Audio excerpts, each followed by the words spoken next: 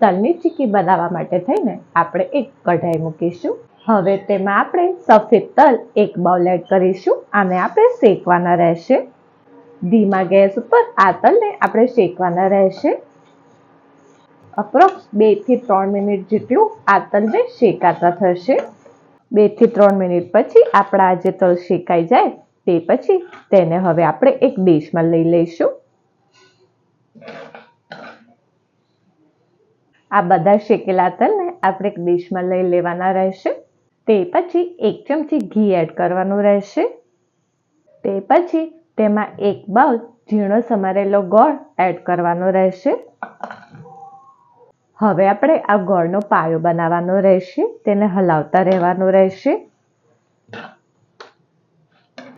ગોળને આપણે સતત હલાવતા રહેવાનું રહેશે। ધીમે ધીમે હવે તે પીગળવા લાગ્યો છે। આપણે આ જે ગોળનો પાયો જે છે તે જ મેઇન છે। તમારો જો ગોળનો પાયો એકદમ પરફેક્ટ બન્યો હશે તો જ તમારી તલની ચીકી એકદમ મસ્ત એકદમ ક્રિસ્પી બનશે। તમે જોઈ શકો છો ધીમે ધીમે આપણો ગોળ પીગળવાનો ચાલુ થઈ રહ્યો છે। તમે જોઈ શકો છો આપણો ગોળ મસ્ત પીગળી ગયો છે। તે પછી 1 મિનિટ આપણે તેને આવી રીતે સતત હલાવતા રહેવાનું રહેશે। આપણો જે ગોળનો પાયો જે છે તે એકદમ પરફેક્ટ બન્યો છે કે નહીં તે ચેક કરવા માટે થઈને આપણે 1 બાઉલમાં પાણી ભરવાનું રહેશે। તે પછી થોડોક આપણે આ જે ગોળ પીગળેલો છે તે 1-2 ડ્રોપ્સ આની અંદર નાખવાના રહેશે અને હવે આપણે થોડીક વાર ઠંડુ થવા દેવાનું રહેશે। એ પછી જેવો આ ઠંડો થશે પરથી તમે જોઈ શકો છો જો આના મસ્ત તૂટી જાય એવી રીતનું થયું છે। તમે જોઈ શકો છો આ જે મસ્ત જે છે ગોળનો પાયો એકદમ રેડી થઈ ગયો છે। આપણા જે તલ જે શેકેલા જે છે એડ કરવાના રહેશે।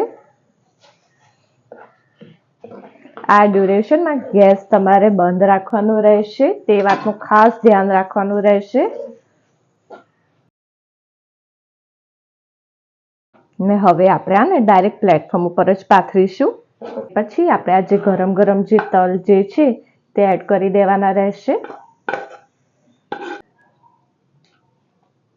ચપ્પાની મદદથી આપણે આ લઈ લઈશું।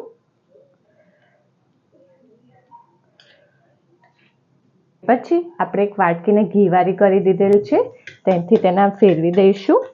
આ બધા સ્ટેપ એકદમ ફટાફટ કરવાના રહેશે। તો જો આ ઠંડી પડી જશે તો પછી તમારી જે ચીકી છે તે એકદમ સ્ટ્રેટ નહીં થાય। પછી એક આ જાડું વેલણ લેવાનું રહેશે અને તેનાથી આ વણવાની રહેશે। પછી આ વેલણની મદદથી આપણે આના રીતે વણવાનું રહેશે।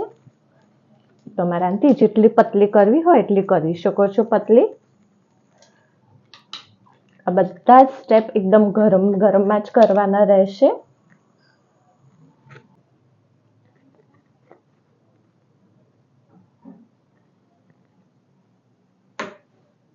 આપણા ગરમમાં જ આના પીસીસ કરવાના રહેશે। આવી રીતના પીસીસ થઈ જાય તે પછી હવે આપણે આને થોડીક વાર ઠંડી થવા દેવાની રહેશે। આપણી આ જે ચીકી જે છે તે ઠંડી પડી જશે એટલે એમનેમ જ આવી રીતે આખી આ ઉખડી જશે। તમે જોઈ શકો છો। હવે તે પછી હવે આપણે આને તોડીશું। હજી થોડીક ગરમ છે પણ આપણે એને પીસીસ કરી શકીશું। આરામથી બધા પીસીસ નીકળી જાય છે।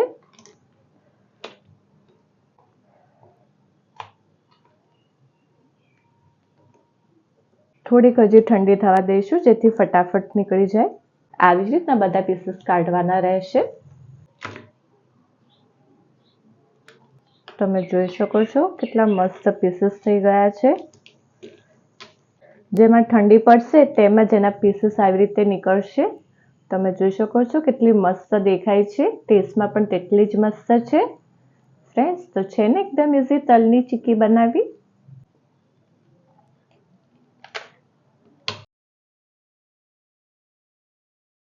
હવે આપણે આ બધાને એક સર્વિંગ પ્લેટમાં મૂકી દઈશું।